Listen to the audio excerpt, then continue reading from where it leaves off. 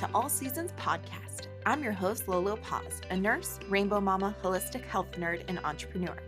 This isn't your typical podcast. Some episodes are raw and juicy conversations, and others are mindful practices that will leave you encouraged. Together, we're creating a space that bridges the gap between black and white faith and the gray of real life. We will explore all things in all seasons of life, from loss, mental health, faith, motherhood, and holistic wellness. Come as you are, my friend. Let's jump right in.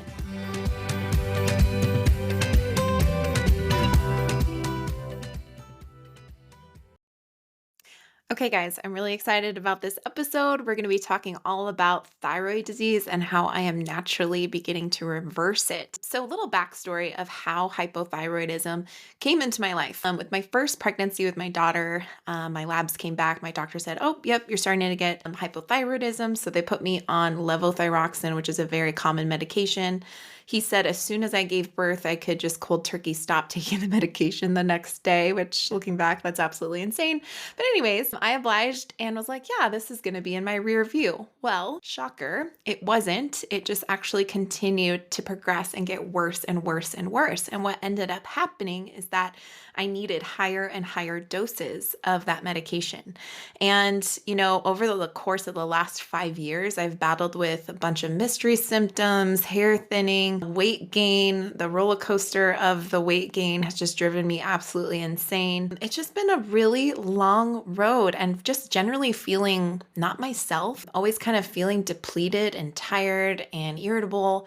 And I just decided, you know what? Enough is enough. I'm going to dig around and really see how I can naturally begin to reverse and heal my thyroid, because I did not like the direction that the medications were going. I did not like the direction of how I was personally feeling. And so I decided to just dig deep, and I'm going to share with you guys all the things that I found to be really effective over the course of the last year.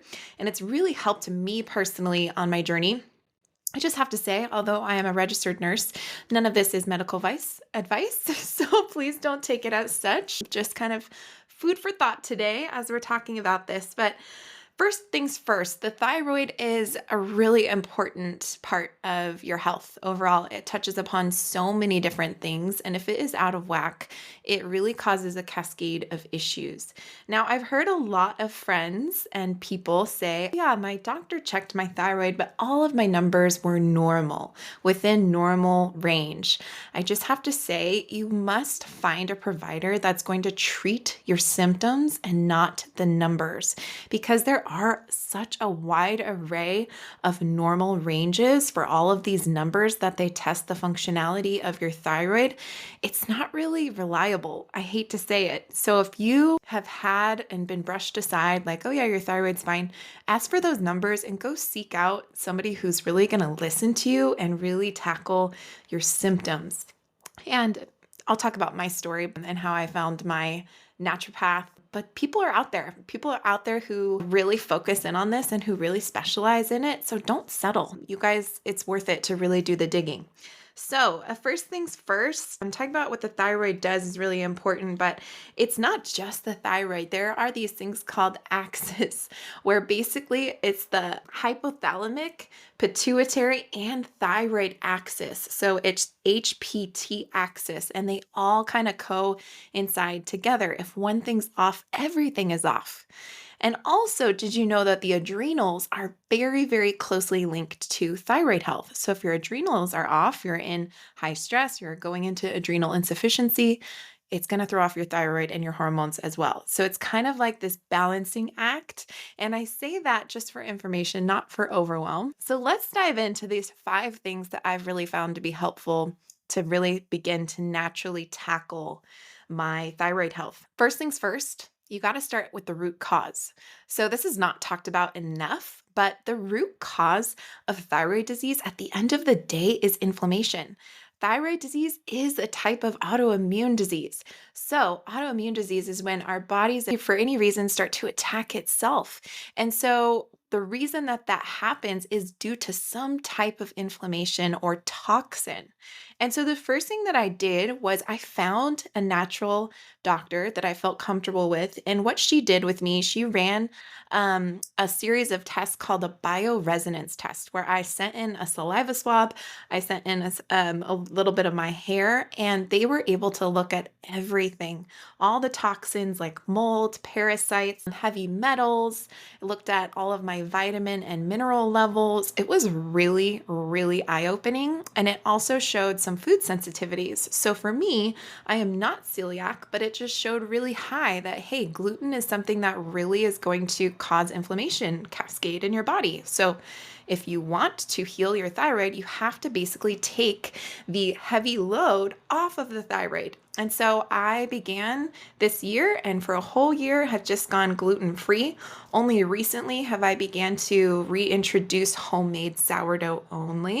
I mean, the occasional little taste or nibble of my kids' cinnamon roll here or there, but really, really trying to really hone in on that gluten free completely. And I noticed a huge difference in just how I feel in general. I'm cutting that out. Other things that came up, mineral deficiency, which we'll talk about later, parasites. Hello.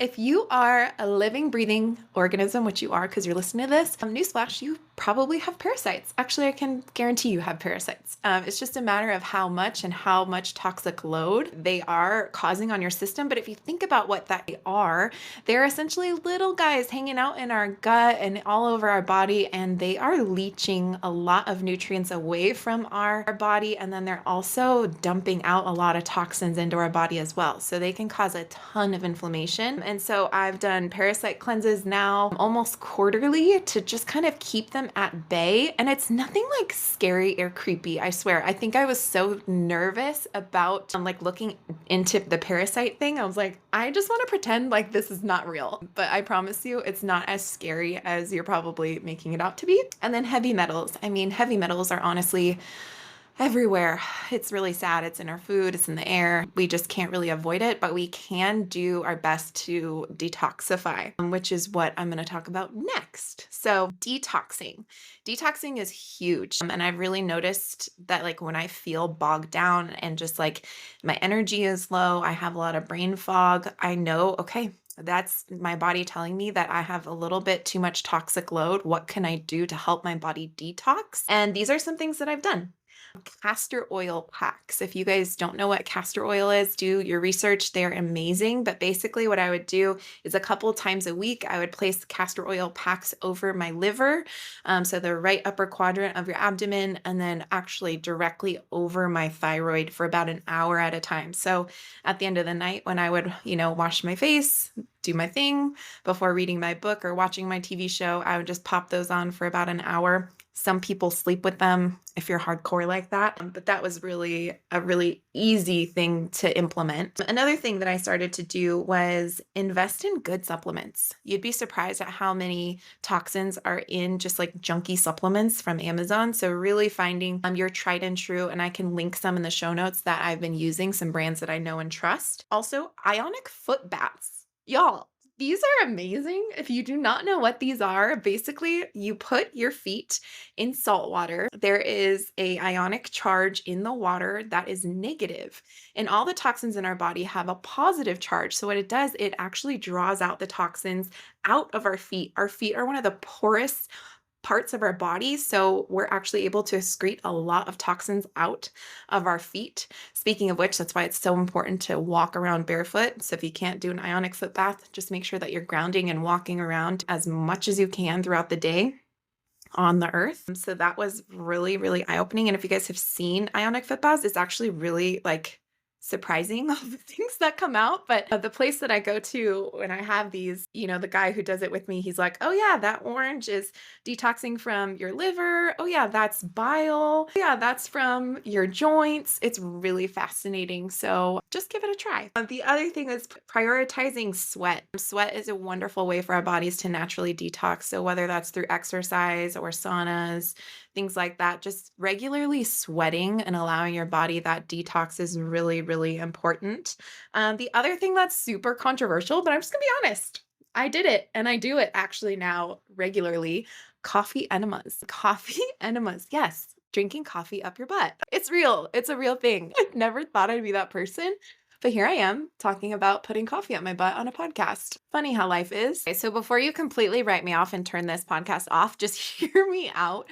Coffee enemas are amazing because it helps actually detoxify the liver. And this is scientifically proven. So there is a compound that your body releases from your liver called glutathione transferase or GST. And basically what this is, it's an antioxidant powerhouse. And so there was a study done where they took the blood levels of GTS before somebody did a coffee enema and afterwards, and the results were like over 70 times the amount was found in their blood after the coffee enema. So it's really just helps your body really detoxify. There's people out there who say like, "Oh my gosh, coffee enemas are my go-to for my skin glow," and just like there's so many benefits. So just look it up. Maybe it's for you, but if you decide to do it, make sure you get high quality coffee that's been tested for mold and make sure that it's certified organic. Hey, really random. I honestly didn't even plan to share that, but just decided to just like, if we're going to talk about it, let's just talk about it all. Okay. So root causes, detox. Third thing has been diet. I think when we start to see the numbers on the scale go up, a lot of us women have been told, oh, just cut your carbs and you should be able to drop that weight. Well, I have ridden this roller coaster of my weight gain going up and down. And then my body kind of got insulin resistant and really didn't care if I was getting carbs or protein. It didn't matter. In fact, my body was starting to really go into starvation mode because I was not giving it ample amount of calories or carbs. So if you're finding that you're just really on this roller coaster, I highly suggest looking at your macros, making sure, of course, that you're getting the grams per pound you are. So if you're 150 pounds, you can shoot for 150 protein. Make sure you're getting your healthy fats and your carbs too. So just a balanced diet. You don't have to go crazy, but just don't be afraid of those carbs. They really are important for your body to heal your thyroid and continue to create and produce all these wonderful hormones that help us find homeostasis. The other thing about diet is minerals. So all of us are probably very, very mineral deficient. It's just a fact. It's really sad that our soil is so demineralized in comparison to, let's say, the soil that our grandparents or great grandparents produce came from. It just is what it is. And so we have to counteract that by supplementing with minerals. So a really easy, non-overwhelming swap that I found was just using real salt instead of table salt or ionized salt. So my favorite brand is Real Redmond salt. It's like I buy a whole huge bag and it's really beautiful and pink and, sparkly and whatnot. And I just use that in place of the normal white table salt. And that in and of itself, just sprinkle it on food anytime. I also use that salt every day when I wake up for adrenal cocktail. So I would wake up, have my water, and I'd put a bunch of salt in there, make it as salty as you want, really, and to drink it. And that just helps replenish your body of the minerals that you've lost overnight and helps really support your adrenals, which we've already talked about as a huge part of your thyroid health. You don't have to be scared of salt. That was something that the natural doctor that I've been working with really has instilled in me is salt is not bad like we've been told. It's okay. You can salt your food. She encouraged me when I was in the very first part of my healing journey. Like she didn't want me to even drink plain water at all. She's like, make sure you have some type of salt or mineral, something enhancement in every single liquid that you are drinking. So if that should tell you anything, there you go. The fourth thing is movement. So this is my personal experience. I really wanted to go to this boot camp because all my friends go to this boot camp in town. It's like super fun. I absolutely love it. Every time I would go, I just felt like shit. Excuse me, I just did. And I saw the scale continue to creep up, even though these classes were kicking my ass. Like I was working so hard. It was not computing. It was not making sense until I started to put two and two together of like, okay, my thyroid is stressed out. My adrenals are stressed out. And now I'm doing high intensity workouts, which is causing even more stress on my system. So, what I found to be most effective for just generally feeling well and for this newfound weight loss that I have is really prioritizing low intensity, steady state cardio. So, that means like anything that's just going to get your heart rate up, but not too high. So, maybe that's hiking, walking. 10K steps a day has been kind of like my goal for every single day. Walking, even just for 5 to 10 minutes after you eat a meal, is so amazing. Then really prioritizing weights. It's incredible what a good workout just lifting for 20 minutes is. Lifting for 20 minutes 3 times a week and then getting your 10K steps in a week, or 10K steps in a day, you should be solid. Like, don't overthink it. There's so many people out there that are so loud telling you, do this, do that, don't do this. I'm telling you, just go back to the basics. Walk, lift weights, eat well, your carbs, eat organic as much as you can. That's another thing I forgot in the diet, but really watching my labels and eating organic as often as I can and getting things from local farmers. We get our meat from our local farmers, really anything to cut out any production foods. Last thing, and this is maybe one of the most important ones, but lowering your stress. The adrenals and your hormones, everything really depends on how much rest and sleep you're getting, because if you're constantly in that hypervigilance state day to day, whether we know it or not, whether we're just hopping ourselves up on coffee on an empty stomach, which is actually another thing, don't do that. Wait like an hour. That's also very life-changing in regards to thyroid health and adrenal health. But gosh, sleeping for 7 to 9 hours more if you can. I'm that person. I could sleep 12 hours if you let me. I have 2 toddlers. That's not happening. But anyways, if I can at least get 7 to 9 hours, that's been a world of difference. Another thing is just grounding your nervous system. So whatever that looks like for you, you guys know that I am a yoga teacher. I love yoga. I love breath work. I love getting outside for my nature baths, nature walks, whatever it looks like for you to just unplug, put your phone away. Something that I've been doing at night, which has been really nice, is I got a Himalayan salt lamp right next to my bed, which is really nice and cozy. And it just helps me unwind. So I don't have that blue light of my phone. I don't have the big stimulation from the overhead lights in my room. I just have this nice little ambient glow, and it helps your body to just kind of get back into those circadian rhythms that we need to reestablish overall health. So there you have it. We tackled root cause of inflammation, detoxification, diet, movement, and then decreasing your stress. All of these things combined, I know kind of sounds like a lot, but another thing that's really helped me in the process of starting to implement all of this healthy change has been habit stacking. So, for instance, when I do my castor oil packs at night, I will also journal. So, that's something that, when the two go together, you're more apt to do something. So if you do something every single night or every single day, just make sure that you're incorporating, or make a little contract with yourself like I did. Like, I cannot have my cup of coffee first thing in the morning until I have my adrenal cocktail. Just little changes, little shifts will hopefully help you in the long run. If you guys have any questions for me in regards to this, I'd love to chat more with you in depth. Find me on Instagram at LoLoPause. We'll link some things I mentioned today in the show notes. And if you guys have any questions, you know where to find me. Until next time.